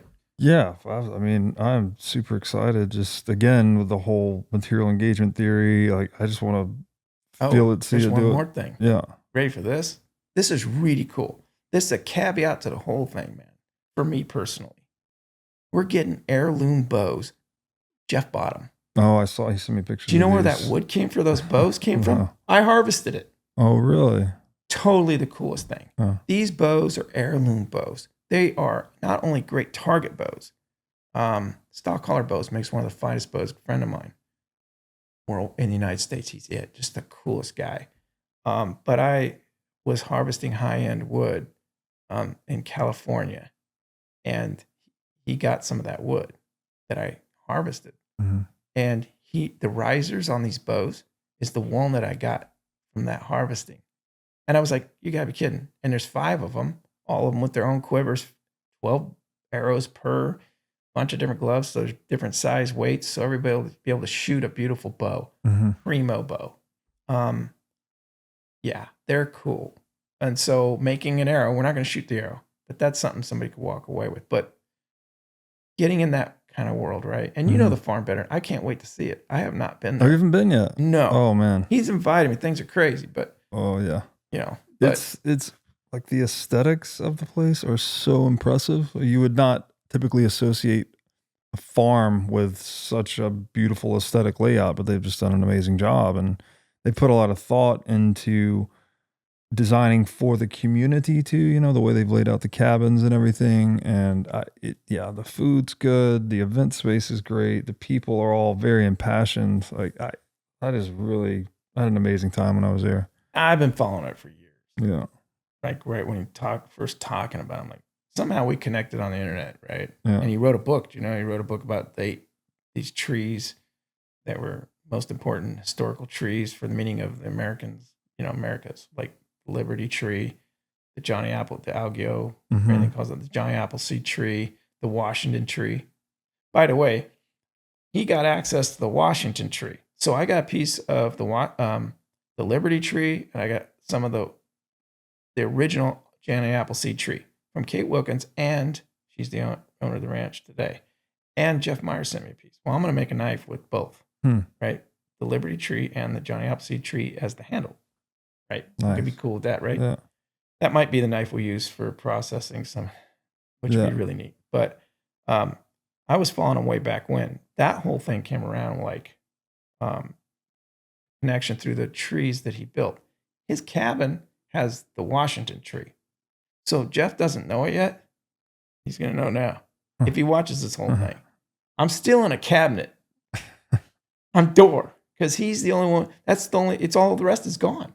It's in his cabinet. He used the Washington tree out of Washington, D.C. It's one of the 8 historic trees that are significant, symbolism, all of it. And yeah, I got to get a piece. I'm not telling you, got to be something. But yeah, he has the Liberty tree was a poplar tulip. I believe I got this right, is that there were 13 planted, original 13 colonies. It was something that was used, a celebration of significance while the British occupation time. And it was a gathering place for the early Americans to go to have conversations, and it became a symbol. American tulip, or tulip poplar. And they were all taken out by the Brits. It's kind of, and I could be wrong here, but this is kind of understand. They were all 12 of them were taken out. One lasted, stayed. In 95, hurricane, I'm drawing a blank on which hurricane it was, but it took this tree out and racked it, just messed it up. They had a big party, a event for this thing. They cut the tree and they gave pieces of the tree to dignitaries and different people. Jeff got a piece, found a piece in the closet. Pat, you got to have it.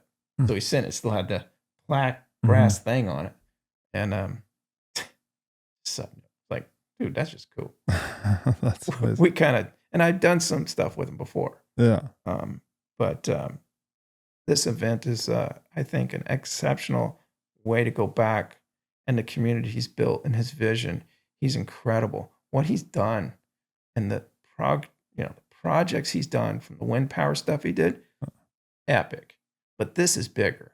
I think this is his baby. I think this is the thing that he always wanted to leave his mark. And he's created something that's so excellent that most people can relate to, where you can be a part of it as much as you want to engage, or you can just be there. Yeah.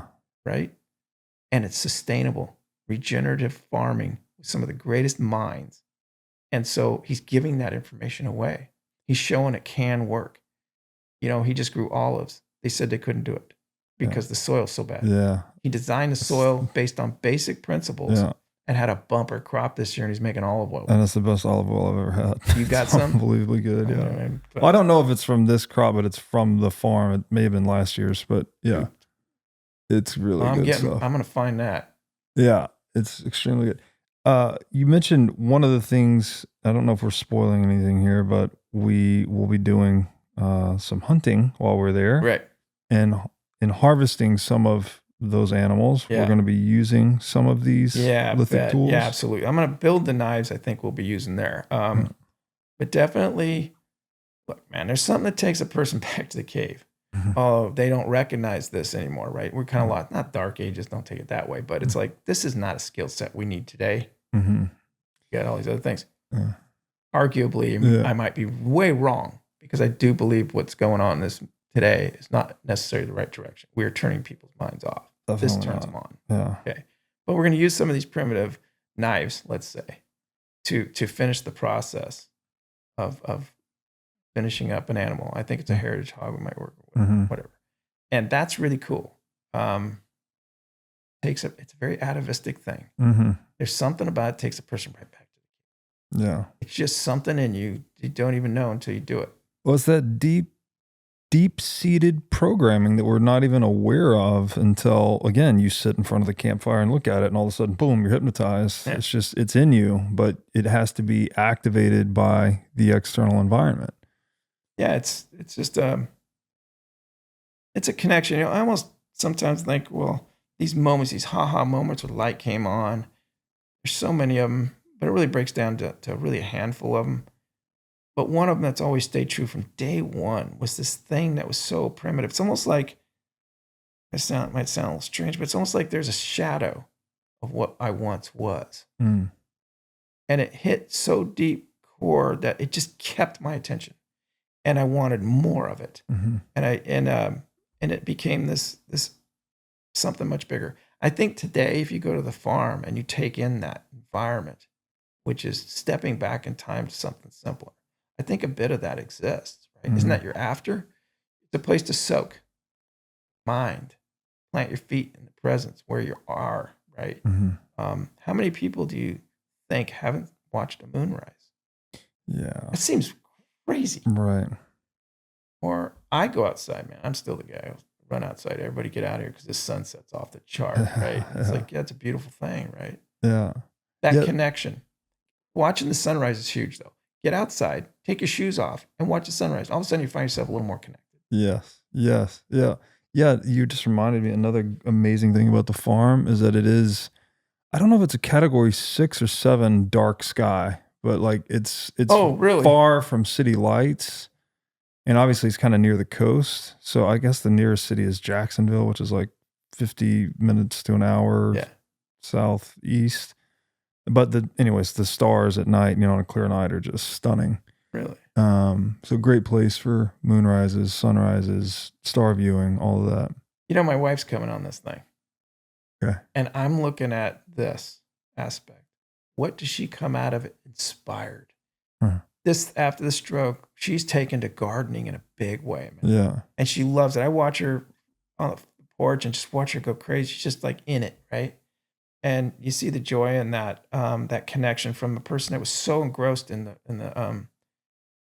the corporate world in a way. Her last project was to remodel the state capitol for the state of California. High level, goofy stuff, right? Yeah. Big level meetings and all this stuff. To see her do that today and that's where she's grounded. That's what she loves, and she don't miss any of the other stuff. Man, when she goes there, we're going to design our gardens off of that. I'm going to be stealing every idea you got because that's the gift, man. I think others will see that too. The ones that show up are going to actually be able to go and rejuvenate something they've probably been missing for a long time. Yeah. Lulled into it. Yeah. That's the word, the rejuvenation. Because we were there for 5 days, and yeah, by day 2 or 3, you just start to like sink in a little bit. And I don't know what it is. Just being away from the city, the hustle and bustle, or like the internet technology. Like we even had internet, but it's like we just weren't on it. We're just doing things on the farm all day. And man, and also the community, just get really immersed with people in that kind of just slower, you might say a more atavistic way of life where people are just connecting with each other and like just doing the human thing, right? Versus, I don't know, social media or whatever. Yeah. It really enriches the soul after even just a few days. Man. Yeah. It reminds you of who you are in this world and your place. Yeah. Look, nobody gets out of life. When you get up to the door and the guy's there, don't bother arguing with him because you're going to lose. That's Samuel Clemens, right? His sarcasm. Yeah. Don't bother arguing with the guy. You're going to lose. Yeah. And so, but taking it back to that simple approach, man, it's like, that is who you are. All of us. You can be lulled into these things. It gets back to that, work more hours, get more stuff. That you start grinding that thing. It's just a never-ending damn cycle. Yeah. When do you stop that and say, wait a minute, give yourself some grace. Mm-hmm. Give yourself some credit for the accomplishments you've done, right? It's your turn to take a break. Yeah. And unwind that stuff. Come together. Maybe it's a husband and a wife. Come together for a minute and recognize them for who they are. Yeah. Right? And that has deeper meaning than you were meditating getting to work on a 45-minute commute, man. Yeah. It doesn't work. Not every day. I mean, that's the grind. That's the struggle. Yeah. The real sort of upside positive irony about this too is I think you actually become more productive when you take these little unplug moments. It's like, you want the machine to work better, you unplug it and plug it back in. That's how you fix it if it's got an issue. It's like the same is true for you. You just unplug yourself for a few days, and when you plug yourself back in, you're better at what you do. You've got better attitude, better outlook, more energy, more focus. And too, like the creative flow that comes with being unplugged. Like, I feel like that's where all my best ideas have come to me. That's where my inspiration comes to me. If you're just on that grind all the time, if you're in the struggle and you got to find, this is never ending, man. Right. Pick your struggle. Struggle well or struggle bad. Yeah. And that whole attitude, the unplug is huge, right? Yeah. Why do I go to the coast? What's the magic about listening to waves and the seagulls and the movement, right? Mm-hmm. It's like an orchestra of sights and sounds. If you're driving by, you don't even notice the bird. You might notice a bird, but you ain't gonna notice the rest of it. You can't hear it. Yeah. Stop for a minute. And all of a sudden, everything is moving. Constant orchestra, never repeating exactly twice, and you find your pulse drop down. Feel the wind, and you're just like grounded, man. Our feet are planted. We feel good, and your visualization, you can move through things you're struggling with and find possibilities with it. Let's say, there's always something, right? Depending on where you want, but you have the freedom, the latitude to just be. Without all the other influences and stimulations that aren't necessarily completely who we are. Yeah. We're forced in. I got to make a paycheck. I got to do this. I got to do that. Move them aside. Yeah. Bring it in. And other people will be with you on that. Like, right? That becomes that community. Yeah. So it's shoulder to shoulder of like-minded people who can then possibly, the best case scenario is you create a group of people that are friends for the rest of their lives. Yeah. Connection. Yeah. Right? That isolation. Yeah. Yeah. That's like the best case. Yeah. And real human connection, right? Unlike this internet connection follower. Oh, everybody's happy on the internet, by the way. They're living the dream. You have to have rose-colored glasses 24/7 because of the bullshit. Yeah. But the reality is there's a lot of people hurting, right? Struggle. Of course. And they're showing what they want you to see. Yeah. Right. Yeah, no, that's a great point. Yeah, you see the highlight reels online, but then you also see the total animosity, especially in election season. It's like this experience on the farm is just the opposite of all of that. You're just like, it's real, you're connected, you're there. It it becomes so effortless and enjoyable. Like, I don't know. I'm excited to get back, honestly. Well, I didn't know I was going to enjoy it so much. When he first Really? invited me up, I was like, I was just going to do this thing and talk, and visit a farm. For me, it was just a farm. I've been on a bunch of farms throughout my life, but this is a town, a community, yeah. I don't know what other word to use, but Yeah, you know what? I think that's it. yeah. Look, you do some experience like this.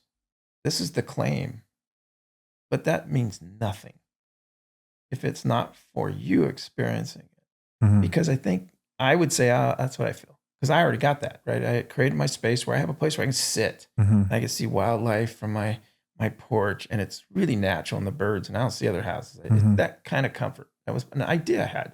Mhm. Maybe I'd get there. We can all pursue happiness, but it's not guaranteed, right? Of course. So Yeah. you got to grind it out. I did that my whole career. Yeah. But you go someplace like that, and you're going to find it for yourself, which is the deeper, better meaning, right? Mhm. That's the thing that sticks. And then you want to have more of that. You start disconnecting from what you thought you needed. Maybe you have excess, Mhm. or maybe just grinding too hard, and you're cutting yourself short in life because you're running so hard. You can't see the movement when you're amongst everything Yeah. that's moving. Yeah. So break that down, man. What's your takeaway? That can't be a negative. It's an absolute net positive, big Yeah. time. Yeah. You almost can't lose, because no matter what, you get that rejuvenation and the point of comparison for the life you're like. I didn't know I was running too hard until I took that moment to unplug. I was like, oh, wait a minute. Why do I Really? feel so good just chilling on the farm? And then it's like, by way of comparison, you're like, oh, because I've been like, you don't realize how hard you're pushing yourself in life.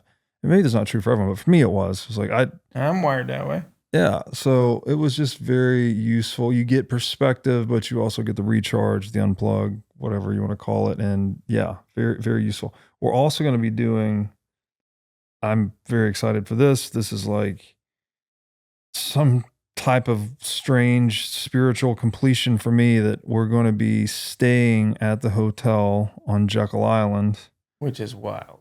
in the hotel where the Federal Reserve was incepted. The plan was put into motion as detailed in the book, The Creature from Jekyll Island.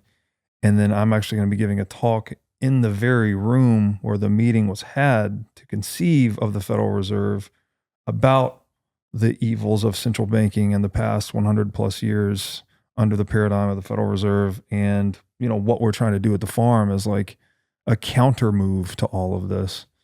And so that is just, I don't know. That's so fascinating to see. I can't wait. Yeah. Because actually, I'm going to be really honest. That was my ignorance, man. Because here's the deal. Jeff says, Jekyll Island. I'm like, what are you talking about? Yeah. I go, hey, I start doing a little bit of research. I'm like, wow. Yeah. Oh, I kind of get to connect the dots here. Wow. Right? That is so steeped in what formed what we are doing. It's where the country went off course. And what are we talking about? It's like trying The to No get, Name Club, 1896 was it or something? Yeah. I could be wrong. Yeah, And it's then No Name 20 Club. years later, Yeah. they published the meeting even happened, and Yeah. who was that designed this shit? Yeah, exactly. Really, in secrecy? Why we didn't say? Oh, and all your head bankers throughout different components were the ones that controlled it. Mm-hmm. Wait a minute, for everybody else? And all the detractors were headed to the meeting on the Titanic. I don't know if you've been down that rabbit hole yet. No. All the detractors to the Federal Reserve Plan were on the You're Titanic. kidding. No. There's a whole conspiracy theory around that one too. So May. You might want to hold the story because it's already out there on the internet. I don't think I'm the one breaking it here. Really? Yeah. So Mind blowing. say that as just maybe a little foreshadowing about the things we'll talk about. But Really? yeah, I would. Because it was a European banking system. They were trying to, because of supply cost, right, to fill their purchase orders. Basically, you had to manufacture. They didn't necessarily have the money to bridge the gap between the product and what cost of production for something being sold. Am I getting that right? I mean, Because they were going to Europe for the money. What I would say, very broad strokes, is that central banking is much older than the United States. Yeah. It's the Bank of Antwerp, Bank of England, and we were basically importing that model And Right. obviously there were deep ties between England and the US, obviously, given our history. And the decision makers kind of had a foot in both worlds, but the detractors, the founding fathers were very anti-central banking. That's why we designed the Constitution the way we designed it. That's why we had the first two attempts at central banks. First one was rejected. Second one had a 25-year charter, and then it was ended at the end of that 25-year charter. The Federal Reserve was the third attempt to implement a central bank. And it's antithetical to the founding principles of the U.S. as a constitutional republic. So this was like, I don't think it's an understatement to say that it is where the country went off track. It's where we stopped being what we were founded to be, this sort of decentralized, low to no central government governance experiment. When you install the centralized money printer, well, surprise, surprise, the central government starts to grow and grow and grow, and individual states start to have less and less power by comparison. And, here we are, 111 years later. And what do we have? We have, woke, crazy, DNC, crazy culture degeneration, overgrowth of central government, widening of the gap between rich and poor. Like, our country has been destroyed, degraded. I mean, it's on the path to destruction, let's say, over the past 100 plus years. I would argue largely because of the central bank, which is what the founding fathers were adamantly resisting. They saw a lot of you could say that the US or the American Revolution in many ways was a rebellion against the Bank of England. They didn't want to be under the tyranny of the money monopoly anymore. So, we always hear about the tea tax and the Boston Tea Party, but a lot of it had to do with escaping the Bank of England. Yeah, well, how can a foreign government become a foreign government, control something that far away, and collect so much and just siphon off the top of what was being developed, right? Exactly. That whole thing was just a farce, and they said, no, we're not going to do that. Yeah, and that's the operative word, siphoning. Right. You're counterfeiting currency. You're just siphoning all. You're not adding anything productive to the world. You're just sucking purchasing power out of everyone's money, and it just fucks everything up. It's a weird thing going on right now. I've been bust my ass my whole life, right, to get to where I'm at, and then let's say you get there, whatever the heck that means. Yeah. Because I don't put myself above or below anybody. I don't believe in doing that. I tell you, you've heard it. I'm the dumbest guy in the room. I'll dumber a whole bunch of you because I don't like the guy who knows everything. Yeah. That guy's a sick mind. Yeah. Seriously, run. If I'm in a negotiation or something with some kind of deal, and that dude knows everything, can never be wrong, that dude's sick. That means everybody around him is less. That's totalitarian. Now, if I say I'm the dumbest guy in the group, I have so much to learn. Now I'm going to die at the height of my ignorance because I'm going to have so many questions by the end that I didn't have before. Yeah. And somebody else said that once before. It was my brother. I heard him say that. And then I've just coined this thing.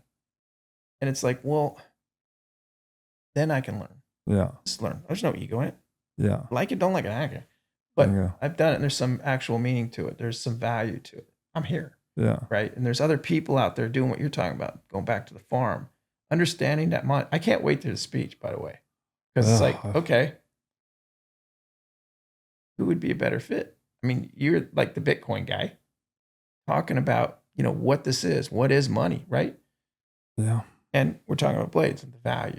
Yeah. Yeah. And we're in a crossroads big time. Yeah. I hope to blend these things together, talking about, as we started this conversation off, this is, if not one of the oldest forms of money in history, right? The wealth blade, maybe the oldest form of entrepreneurship as well. So we're starting with that kind of origin point in mind, based on activities we're all going to be doing together to build community, and then fast forwarding to where we are today and how far we've come off tracks with this, fictitious monopoly money. We all use these green pieces of paper and digital bank accounts that are just, inflated ad infinitum. And let's find the middle ground. It's like, this clearly doesn't work. We don't necessarily want to go back to the Stone Age. We want to embrace all the principles that we learned about there, but we like modern technology and things. So like, where's the middle ground, right? And I think Bitcoin, the ethos surrounding it, gets us closer to that place. I think big decisions are being made by a handful of people, affect everybody. It's on such a big scale. I think it's crazy we have lost the vote. What I mean by that is like, look, we're sending war's a nasty thing, folks. Mm-hmm. I know it's an evil necessity at times, but when you start taking all the tax income and nobody gets a say on nothing, and you're printing. That's the thing. Yeah, you're not. Holy cow! You're not When did we not get a say? When did the people printed. not get a say? When the central bank started in 1913. And you can print money, you say. Yeah. So printing money, what does that do? Keep everybody happy? Well, I don't get it. How do you No, print? it's to steal from people without asking I questions. don't know. I just don't understand it. But yeah, I don't get it. It's like, how do you print money? What's it backed by at that point? Do you make each dollar less valuable when you do that? Yeah, or right. just don't say nothing, you just print money and send it over in an aircraft? Oh, that's right. I don't get which one it is. That's right. I couldn't run my business that way. Yeah. Ever, right? It's a confidence game. But if you don't run it properly, you're gonna be extinct. That's you right. got to change with the times, or you're just like That's the right. dinosaurs, brother. Because at the end of the day, if you don't manage it well, That's right. you're out. Because you're accountable to Because you your don't have a P&L. printing press. You have to be accountable. Right. But if you do have a printing press, you're not accountable to your P&L. You're not accountable to customers. You don't care about humans. It's actually funny. Elon Musk says, "Why would I give it to them? I don't trust. They're not any good at it." I heard that. Yeah. I don't agree with everything on his game, but I'll tell you what, I love innovation design and I like the imagination. I like things come together. Yeah. His engines that vector and putting them through the Mach speeds at a more efficient setup. And I mean, this stuff's awesome. Yeah. I love innovation, design, and creativity. And he does it well with such conviction, man. It's like, yes, somebody buck the system because it makes sense to him, because it works, because he's busting his ass to do something. He's going to make some pretty high level thinkers really pissed off. Because he's going to treat them like, I want this. Yeah. Oh, we don't have that yet because we don't have the technology. Well, there's 6 people behind you. If you can't figure it out, you're out. Get that guy. Yeah. He just thinks this way. Yeah. Now, I wouldn't want to be in that world, but the dude pushes the unknown and he makes it happen and he does it better than others. And right now we're seeing it. We got people floating around up in space, ain't going to get home until next year. They're supposed to be up there for a week and a half. Yeah. We got a problem. Yeah. Yeah. We're seeing, definitely going through the transition of an age, right? It's like my general hypothesis is as different as the agricultural age is from the industrial age will be different from the digital age. And we are just going through that transition period. So people like Musk are clearly leading that charge in some respect. Every generation has somebody pushing something. Yeah. And therein lies this inherent tension, let's say, with the state or government, which is the antiquated analog institution that stands to lose in this whole transition. So here's my fear. It's not me. It ain't about me, man. I'm already at the end of the stick, so to speak. Man, I got more years, but I don't know. My children and their children. Yeah. And it sickens me to know that they're going to go into this debt. How do you do this? How do I do that? How do I tell them that struggle it wasn't your fault? That's powerful, man. To me, I feel that. It's not your fault. You didn't do that. Mm-hmm. My generation and the generation before you did that. And you don't have a damn choice, man. Yeah. Now, maybe you're one of those people that have so much wealth and means. I'm talking about across the board, the incentive being taken out of hard work and the effort and the learning and the success of it. We all have the right to pursue the wealth or real tangible skill set. It's not guaranteed. It means you have to put some effort in with some integrity and networking and build it from there, and you'll do well. Not all at once, over time. But tell your kids, hey, man, it wasn't your fault. It was mine. Yeah. That's hard, man. Yeah. I have a hard time with that. I can't do anything about it at this point. Yeah. But we've lulled ourselves into this. But that day of reckoning is at hand. Right? I don't know what tomorrow has exactly, but it's weird. The factioning is just nuts. Yeah. Again, we don't know when it is, but it's closer than ever every day. You can't stay on the current trajectory. Yeah, it's a strange thing. I think back to the farm though. I mean, that is the point of this, right? It's to step back. All those things that are happening, have a conversation, start something that it starts with that. Yeah. With people that are kind of like-minded. And I think that is a movement. People are starting wondering, hey man, when you're on the internet, all these people doing all these things on the internet, algorithms and AI and all this stuff, when all the rules are done for you, man, All of them are done. I don't have to no longer think. Yeah. Okay. I don't have to negotiate with your eyes looking at me like Mm-hmm. whether you're pissed or whether you're happy or whether we're going to go far or short, whatever it is. This time it's your turn. This time it's my turn. Negotiating skills one-on-one. When all the rules are done and we live in that cyber world, guess what, folks? You've really lost something. Yeah. You've lost the human. I mean, maybe Human spirit. how do you get struggle? Struggle should be absolutely part of life. Yeah. It's what creates the whole thing that moves things forward, right? So without struggle, you're really missing something here. Yeah. It needs to be there in some fame, and it's just being diluted. And I don't know. Maybe I'm wrong. Maybe it's like, hey, when You're right. you think of music or art history, tense course. I took that years ago in college, and it was like, oh, that was hard. But you saw how somebody bucked the system. Yeah. And man, it pissed people off. Yeah. Church is wildly crazy. Oh, you can't do that. Oh, the earth's not flat; it's round. Oh, you eat. Yeah. Ideas, and you see it in the artwork. You also see it in other technologies and things that were kept down because it was too radical. But Yeah, I've never seen anything of value or anyone that is accomplished that doesn't have struggle underpinning it, right? It's like the incentive to do well. What incentive? I mean, if you could just sit back and idle, right. where do you go as a nation? Which is the central bank in a nutshell. It just sits there and prints money and does nothing else. Literally can't lose. You have to have struggle. Yeah. It's as innate. It's just in you. Well, it's time we brought some struggle to the central bank and maybe just help bring the day of reckoning to get this world back on track, because not going to be a good one for the kids otherwise. Nah, I don't like the fact that you're inheriting it, but yeah. There's something's got to change. Something's going to give. Yeah. There's not like maybe. Yeah. I don't see that given the climate for sure. And I'm not looking at it from your standpoint, man. I don't have the knowledge, skills, and ability that you have in that field. But Your wheelhouse is that. Symptoms just through our own lens, I think. Because what you're saying, calling struggle, like we need struggle, it's healthy. It's like, I would call proof of work. It's like, that's what you want in money. That's what you want in your life. Yeah. Right. It's the same thing. It's a necessary part of growth. True. So, Pat, thank you so much for doing this, man. This has been awesome. I'm humbled to have the opportunity. I like to almost think it's like, well, look, I'm some dude cracking rocks. And how many people said, oh, don't do that. Why are you doing this? And that's my whole life and everything I've done. Yeah. I would have never done that. So, Robert, I appreciate you having me on and having a great conversation about this, that, and the other. Man. What a neat thing. And I really look forward to the farm. That's going to be the caveat. That's going to be so fun. I'm looking forward to cracking rocks with you.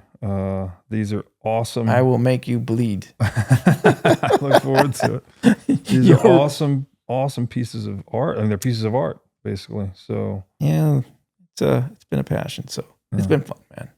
Thank you so much. Hey, appreciate it. Yeah. Thanks for watching. If you enjoyed this episode, click here to find more just like it, and here to find our most recent episode. Also, make sure to like this video to help shine light on the corruption of money, and be sure to subscribe to this channel to stay connected.